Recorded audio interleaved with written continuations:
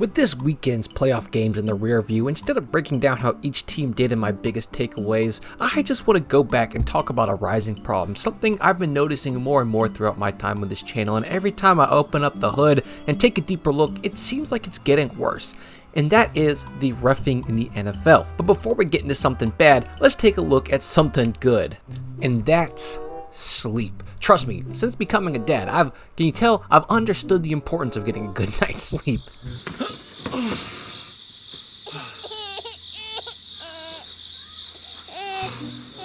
Which is why I'm happy to introduce today's sponsor, Bear Mattress. Because you see, as a dad, I don't get a lot of great sleep. So when I finally get to lay down to bed, you better believe I need to be sleeping somewhere comfortable, and Bear Mattress has immediately made a huge improvement on my sleep cycle. It keeps me cool and clean. It's soft but supports me in all the right areas, so I wake up completely well rested, no night sweats, and feeling great. But it actually gets better than that, because you don't even have to just get a random mattress and cross your fingers. Bear has a sleep quiz to make sure that you can get paired with your perfect mattress to ensure that it's exactly what you're looking for. And guess what? When you purchase it online using code IsaacPunts, you're not only going to get 40% off your order, but they're going to ship it straight to your door, and getting it set up is as easy as getting it out of the box and wrapping. But even if that doesn't convince you, you get a 120 night trial of this mattress to ensure that it's the perfect match and that you love it, and that's on top of their lifetime warranty. So I personally love my Bear Mattress, and I know you're going to as well. So go down to bearmattress.com/IsaacPunts, because look, I'm kidding you not. I kid you not. If you want to do something just really nice for yourself, take care of yourself, take care of your body, take care of your sleep schedule, there's one really great way to do it, and it's just with a nice new mattress. I didn't even realize how much of a game changer it was going to be until I tried it. Guarantee you it's going to surprise you too how much better you're going to sleep at night. This is me on like 5 hours of sleep. I feel great. So go give it a try. Using code IsaacPunts, that's 40% off. 2 free pillows. It's pretty much the whole shebang. If you don't even have a bed frame, throw it on the ground. It's going to work great. Check it out today. You're going to thank me later. Now, it'd be easy for me to say, oh, the reffing isn't bad. It's intentionally missing or making calls to move the game in a particular direction. I mean, did you see the way they spotted the ball on the 4th down conversion in the 4th quarter for the Bills? That was all on purpose. But I don't think that is, and I try to live my life by the phrase of never attribute malice to something where incompetence can be applied. But I will make a point that I think it goes on beyond incompetence a little bit. Let's even address some of my main problems, and we'll start with easily one of the more frustrating things that can happen, which is when you watch the game and there's a ton of inconsistency. We'll start with the Eagles game, because there's way too many weird decisions on calls. Like this pass by Hurts to Brown. We can see as Brown is going up to get it, the defender isn't turned around, so he's not making a play on the ball, has Brown's right arm trapped so he can't get to the ball along with other contact, and there's just no call. This kind of stuff is bang bang, and the announcers even mentioned that the Eagles wanted the call but didn't get it.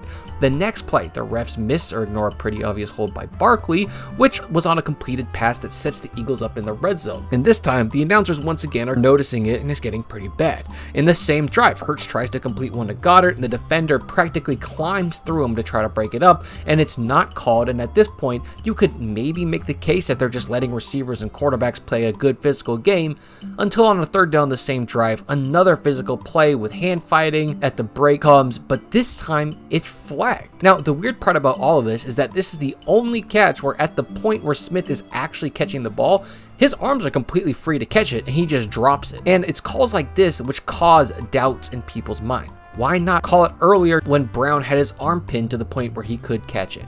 Why not call it on Goddard, who literally had a guy climbing through him while he was trying to catch it? Why now on 3rd and 13, where Smith's arms are completely free at the point of the catch?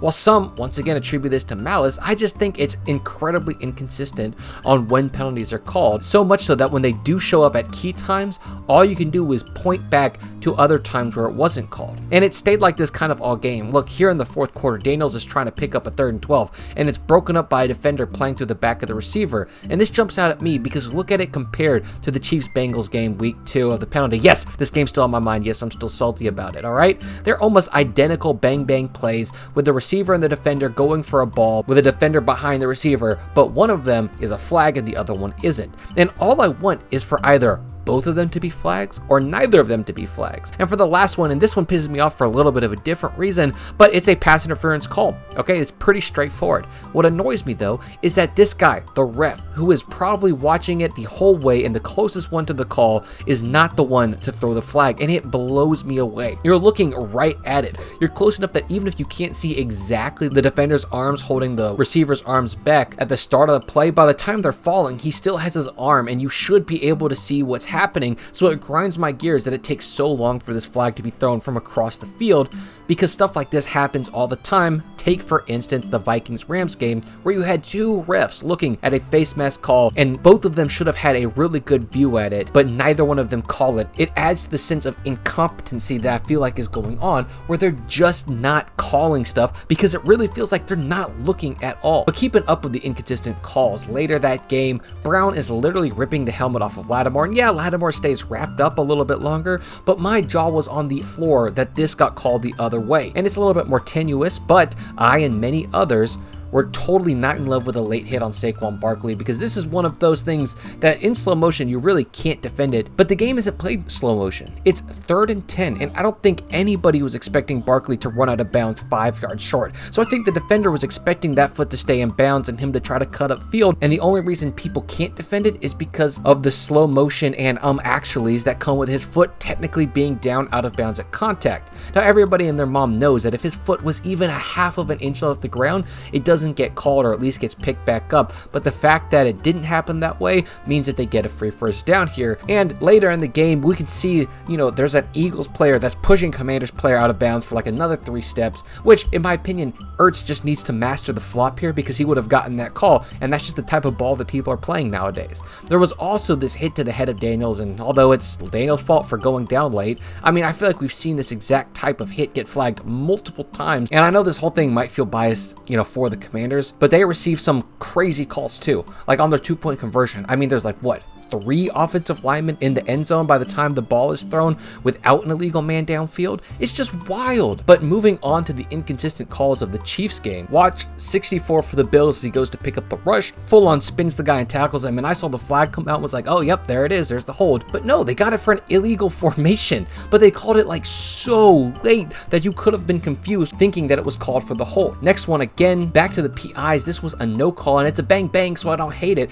but I'm just pointing out that this could have easily been called a pass interference. So it's like, what are we going to do? Are we calling it? Are we not going to call it? Then there was also this sort of ghost face mask call where his face mask wasn't actually grabbed, and now there's an argument it could have been grabbed if the visor wasn't there. But man, it's a tough one, and they're calling that but not the pass interference call from earlier. But now, to get on people like me who like to complain, I saw a lot of people talking about this punt return and how there was some alleged blocks in the backs and holds. Like, get a grip. This was just a great punt return. Everybody started their blocks either with good leverage, so when people turned their backs to them, they quickly got off of them as people were trying to draw the flags, but there was not a single block in the back here. This was just a really good one. But now, to the last of the inconsistent calls. This is in the same vein of Brown ripping off Lattimore's helmet, okay? And that's Kelsey getting up in Hamlin's face, and there isn't even that much pushing and shoving, but they still get the flag because somebody did to Kelsey exactly what Kelsey did to Hamlin, with a big difference being that Kelsey embraced the headbutt and then flopped afterwards, where Hamlin actually tried to de-escalate it and put his arms up in between the two.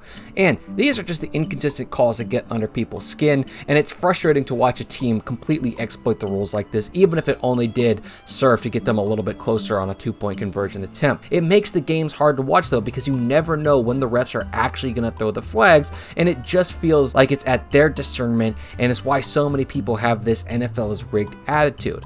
But there's a much more annoying call in my opinion, and it's just the flat out bad ones. And to me, this more than anything is what annoys me.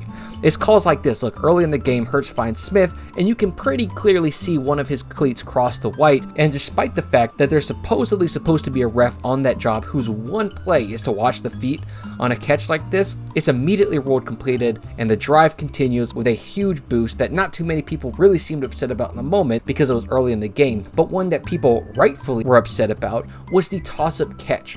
Now, in my opinion, I think the Bills player caught it, but pinned it to Worthy's arm, so when he came down to the ball, the Bills player had possession with it the same way that Stanford wide receiver had possession of the ball by pinning it to the back of Travis Hunter's head. So I don't think it even should have been a jump ball, because despite having an arm on it, his hand clearly was not in control, so it's dubious to even call it a split decision. I mean, come on, you watch his hand leave the ball and the ball does not move. Is that really him holding onto the ball or the ball being held onto him?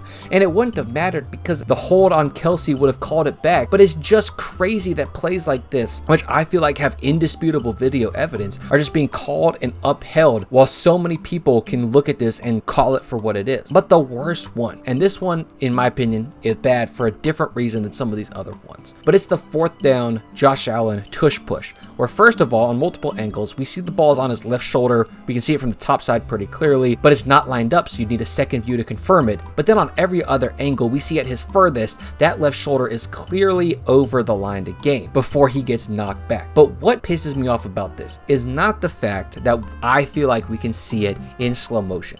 It's the fact that there was a ref who had a very clear spot to be able to see where this is going. He can actually see where the ball is on Josh Allen's body when the push happens and where it would be at. But then they defer it to the spot of the guy who could clearly not see where the ball was because Josh Allen was facing the opposite way. Now, in my opinion, how do you rectify allowing this type of stuff to happen where you defer it to a spot of somebody who cannot see the play? It's just bad on so many levels, and I feel like the NFL has access to too many resources to be letting stuff like this slide all the time. It diminishes the quality of their product, and it leaves us constantly watching the games where announcers are saying stuff like this. 1 foot down with the left. Oh, that was very close. I don't think there's anything to think about. That was clearly a hold and should have been called.